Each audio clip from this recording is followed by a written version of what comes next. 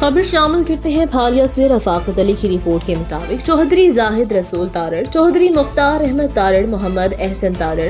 محمد نواز تارڑ، سید شہباز رضا چوہدری، پرویز احمد بوسال، چوہدری امتیاز احمد بوسال، سناور پرویز بوسال، چوہدری غلام رسول تارڑ، چک مانو، چوہدری اشفاق احمد تارڑ، چوہدری اعتزاز اختر وڑاج، شمریز پرویز عارف، چوہدری ظفر اقبال تارڑ، چوہدری تیمور احمد تارڑ نے اپنے سینکڑوں ساتھیوں سمیت ایم پی اے چوہدری ساجد احمد خان بھٹی،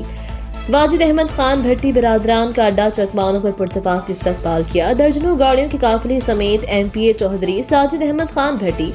مشیر وزیر اعلیٰ پنجاب چوہدری لیاقت علی بھٹی، ایڈمنسٹریٹر مارکیٹ کمیٹی منڈی بہاؤدین، چوہدری عمر حیات بھٹی، چوہدری قیصر علی بھٹی کی قیادت میں حقیقی آزادی لانگ مارچ گجرات نے بھرپور شرکت کی۔ سابق وفاقی وزیر چوہدری مونس الہی، وزیر اعلیٰ پنجاب چوہدری پرویز الہی کے قافلے میں شامل ہو کر